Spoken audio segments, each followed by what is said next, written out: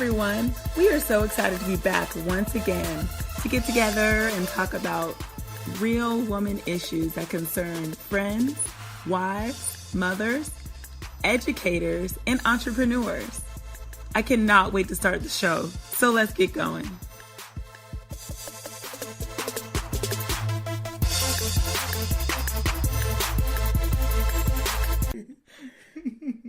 Woman up, yo man out of town. You got it, girl, you got it. You can do this, you a woman and you brown. I hate you.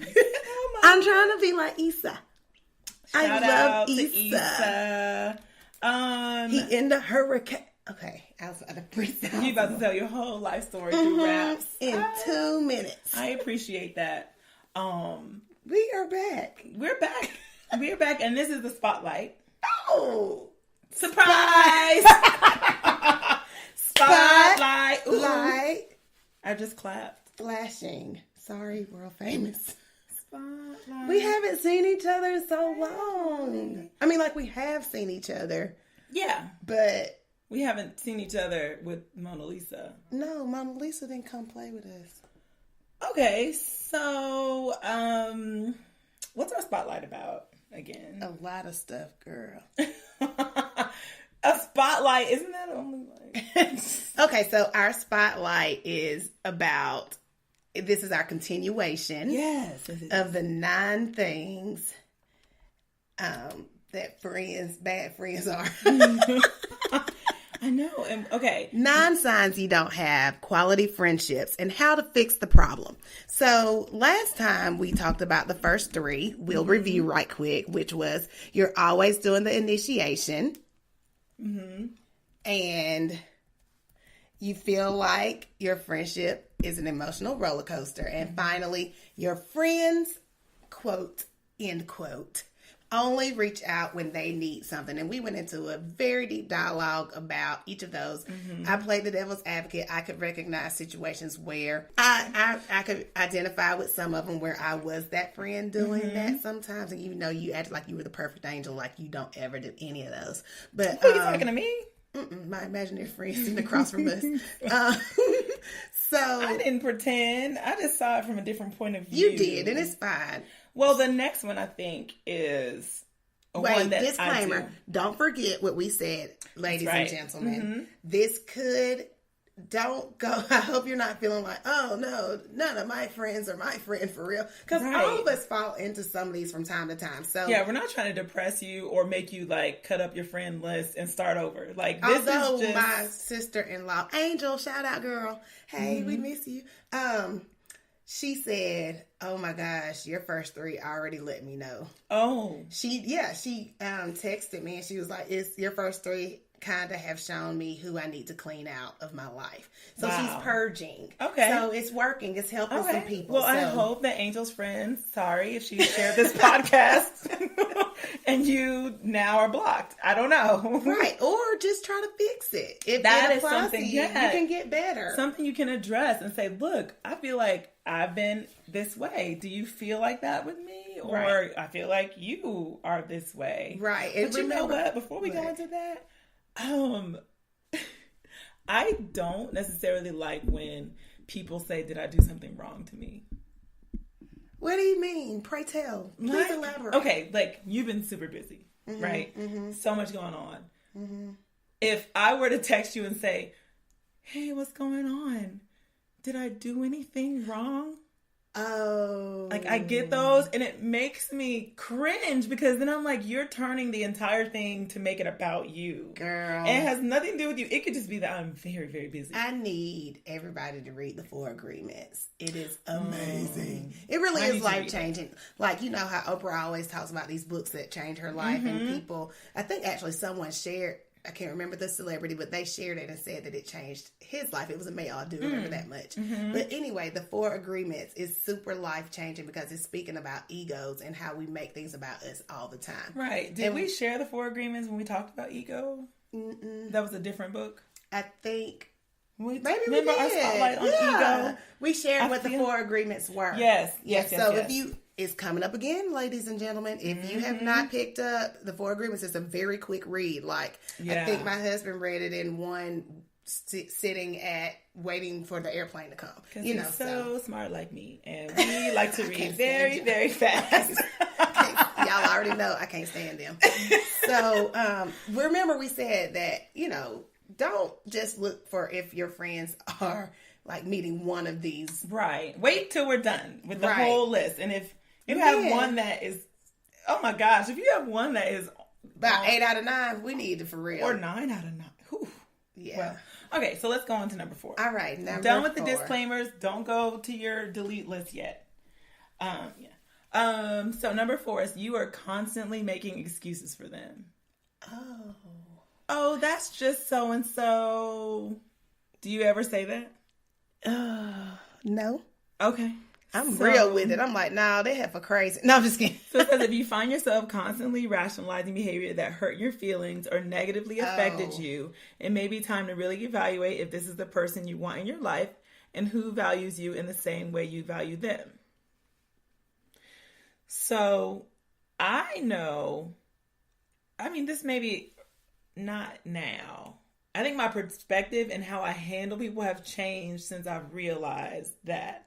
Like, if I'm making a lot of excuses for people, then I just naturally won't want to be around them that much. That's true. So it's not like I cut you out of my life as a friend, but I'm like, I have friends who uplift me. Yeah. And I don't want to have to be around people who I have to make excuses for. Right. No, I don't really feel like I have a lot of those. I mean, I can't even think of one, really, that I just say, oh, well, she's just like that, or don't mind her. She just her. Yeah. I don't do that. It's a drag. Yeah, Isn't that a drag? Like, it is. I don't play those games. Life's too short. YOLO. Yeah. Because eventually it gets draining to me. And then you just have to, because, oh my God, let me tell you, our family, we did not choose them, but we choose our friends. So Absolutely. Like, if our family has some of these, we can't cut them out. But friends, that's a choice. Of course, yeah, I can see that in family. Like everybody around the table, Lord, you can't. You know that's your auntie. Yes. You know she just be going off on folks. Right. So you already know when you come up in here with that hoochie mama outfit on. Yeah. Auntie Gladys gonna get you. So yeah, or Auntie Kara, you know cousin Lisa ain't playing that. You better come up here with a plan, honey. Don't be in here acting like a lowlife. So yeah, that's totally different from. But friends, it's like, you know, just be careful who you let into your bubble. That's all. All right, so number 5, you're often lonely. Okay. So before you say anything, this one maybe seem obvious, but I still think it's worth mentioning. That's what the author says. Okay. If you often feel lonely, like you don't have someone to call at the end of the hard day or someone to text a funny story to because you may not have enough meaningful people in your life. Oh, that is so sad. And this can happen even if you technically know a lot of people on a surface level. So that means that you can be popular and lonely at the same time. Yeah. Meaning like on the scene, you know, at all the events, lots of selfies. And you're, hey girl, hey, I like that necklace. But if nobody when you have to share something, you hear crickets. Right. Or, you know, like we do, like send stupid, if no one gets you, right?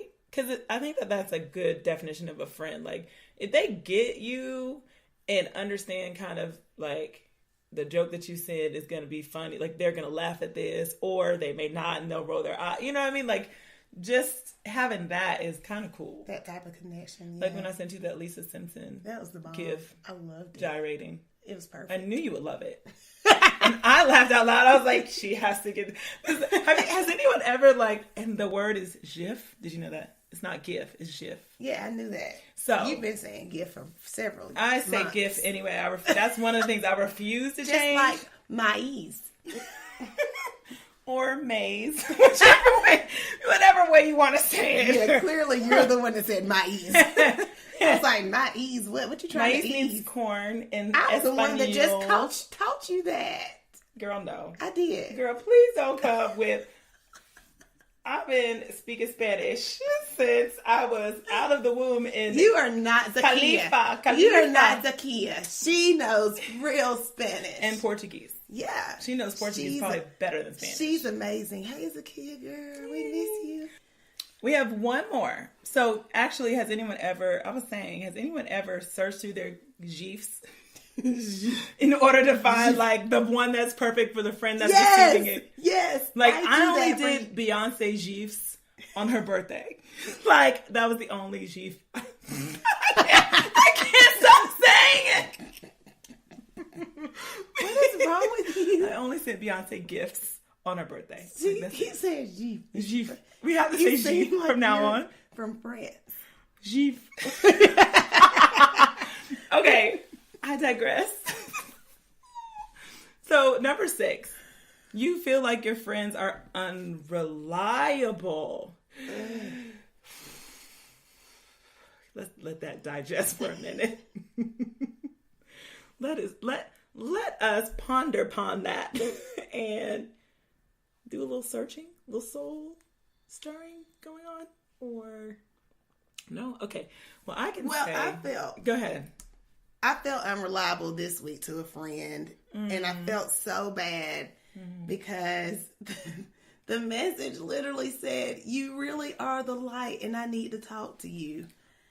And it was. If y'all saw my face right now, girl, we have a buzzword like that is almost like pineapple for you. Like if anyone calls you on being the light for them, yeah.